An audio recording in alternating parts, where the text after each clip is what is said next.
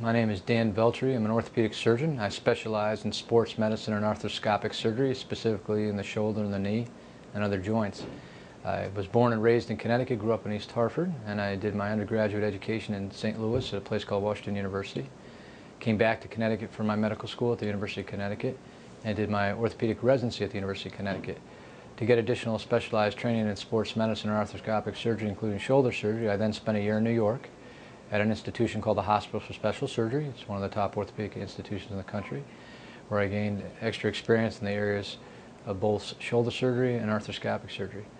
When I was done with my fellowship training, I spent 5 years in the Air Force at Luke Air Force Base in Arizona, where I was chief of orthopedics, which allowed me to practice my newfound skills. When I was done with my Air Force commitment, I came back to practice in Connecticut because this is where I was born and raised. When you're done with the orthopedic residency, surgeons decide to subspecialize in certain areas. We get generalized training.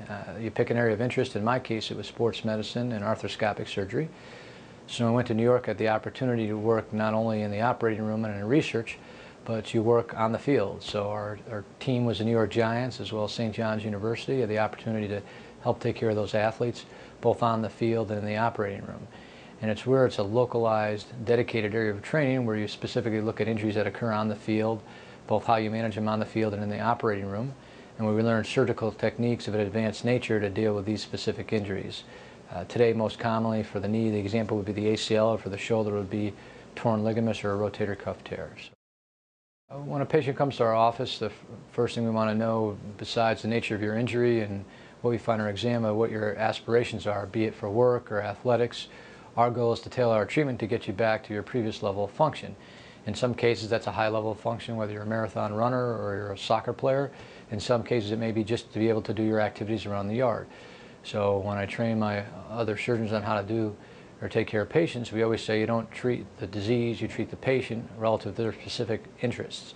So the same problem may dictate slightly different management depending on what your goals and aspirations are. But that's why we rely on your feedback to help tell us what your goals are, and we try to achieve that as best as possible. This is my native land, and it's what I'm more comfortable with, and I think East of the River is a unique medical community as it is a practice. Patients are slightly different east of the river than west of the river in terms of goals and aspirations, I would say, especially from an athletic perspective. I practice both here in Manchester and soon to have a facility up at the Star Hill Academy, which is the athletic sports bubble. I wrestled at Penny High School, which is now defunct. It's East Hartford High School. That generated my initial interest in orthopedics and sports medicine. I'm still currently involved myself as an athlete. My current interest is triathlons. I have 5 children, the 3 older ones, which are intimately involved in sports.